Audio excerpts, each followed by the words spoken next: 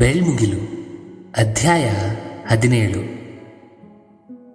ಹಿಂದಿನ ಅಧ್ಯಾಯಗಳು ಕೇಳಿದವರು ಮೊದಲು ಬನ್ನಿ.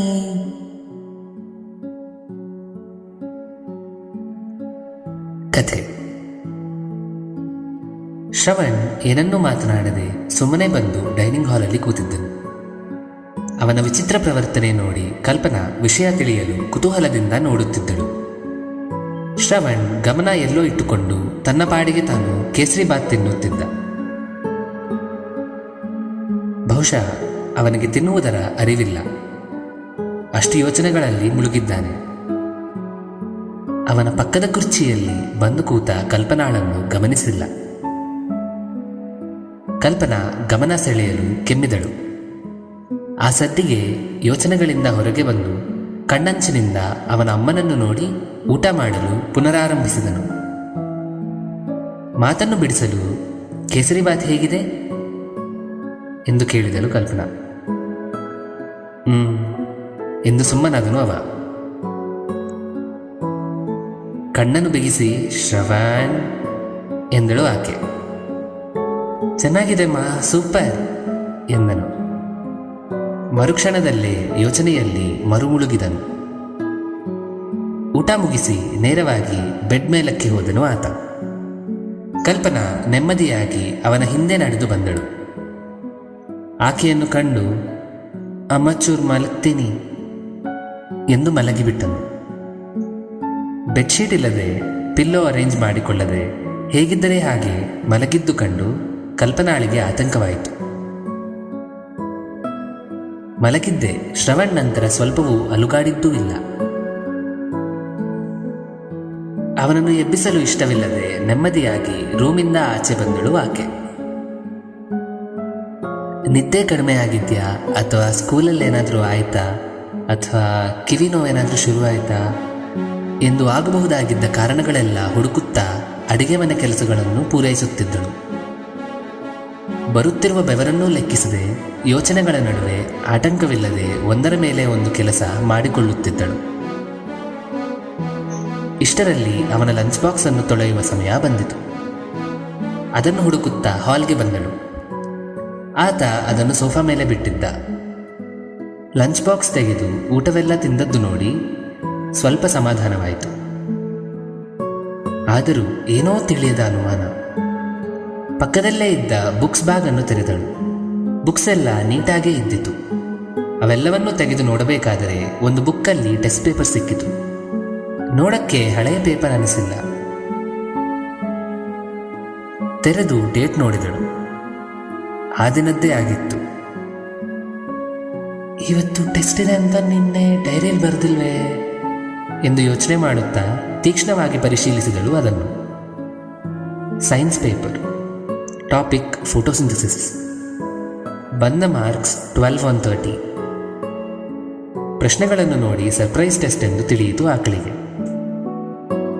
ಆತನ ಉತ್ತರಗಳ ವಿಶ್ಲೇಷಣೆಯನ್ನು ಗಮನಿಸಿದಳು.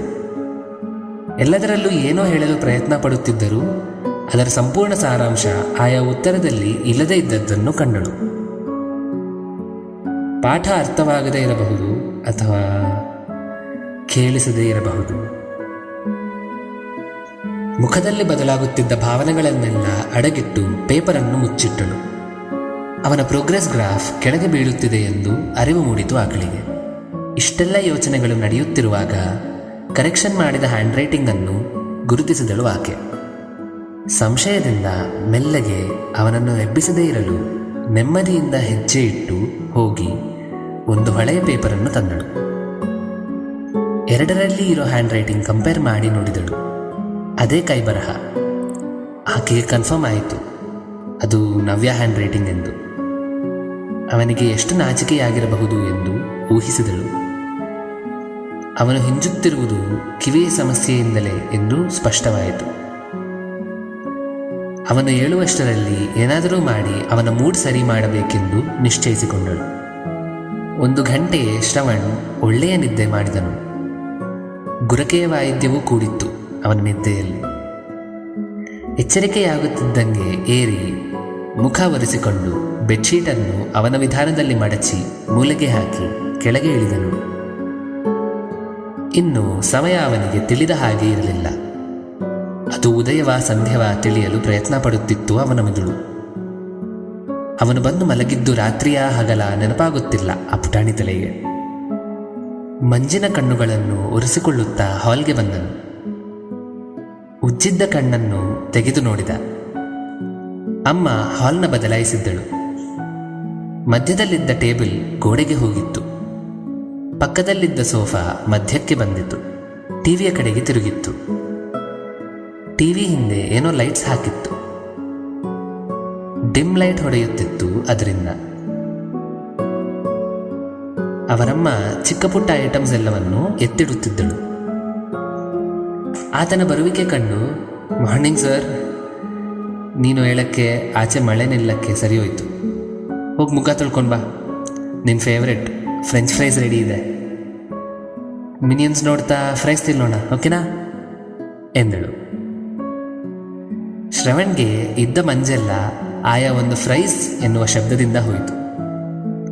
ಓಡಿ ಹೋಗಿ ಬೇಗ ಬೇಗ ಮುಖ ತೊಳೆದುಕೊಂಡು ಟವಲಿಂದ ಮುಖ ಒರೆಸಿಕೊಂಡು ಅದನ್ನು ಹಾಗೆಯೇ ಎಸೆದು ಓಡಿ ಬಂದು ಸೋಫಾ ಮೇಲೆ ಕೂತನು.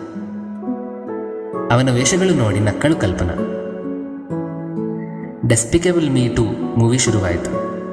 ಒಂದೊಂದು ಸೀನ್ಗೆ ತಕ್ಕಂತೆ ಸುತ್ತು ಹಾಕಿದ್ದ ಲೈಟ್ಸ್ ಕಲರ್ ಚೇಂಜ್ ಆಗುತ್ತಿತ್ತು. ಚಿತ್ರಕ್ಕೆ ಇರುವ ಭಾವ ಆ ಲೈಟ್ಸಿಂದ ಇನ್ನೂ ವರ್ಧಿಸುತ್ತಿತ್ತು. ಶ್ರವಣ್ ಸಿನಿಮಾದಲ್ಲಿ ಮುಳುಗಿ ಹೋಗಿದ್ದ. ಫ್ರೈಸನ್ನು ಕೆಲವೊಮ್ಮೆ ಮರೆತು ಬಾಯಿ ಬಿಟ್ಟು ನೋಡುತ್ತಿದ್ದ. ಅವನ ನಗು ನೋಡಿ ಆಕೆಯ ಮನಸ್ಸು ಶಾಂತಗೊಳ್ಳುತ್ತಿತ್ತು. ಆದರೆ ಆಚೆಗೆ ತೋರಿಸಿಕೊಳ್ಳುತ್ತಿರಲಿಲ್ಲ.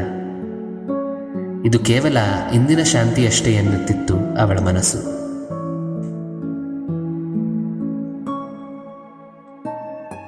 ಅಂತೂ ಆವತ್ತಿಗೆ ಶ್ರವಣ್ ಇಸ್ ಫೈನ್. ನಂತರ ಏನಾಗುತ್ತೋ ನಮಗಿನ್ನೂ ಗೊತ್ತಿಲ್ಲ. ಮುಂದಿನ ಅಧ್ಯಾಯದಲ್ಲಿ ಗೊತ್ತಾಗುತ್ತೆ. ಸೊ ಮುಂದಿನ ಅಧ್ಯಾಯದಲ್ಲಿ ಭೇಟಿಯಾಗೋಣ. ಹೆಸರು ನೆನಪಿದೆಯಲ್ಲ, ಬೆಳ್ಮುಗಿಲು. ನನ್ನ ಹೆಸರು ವಂಶಿ. ಜೈ ಶ್ರೀರಾಮ್.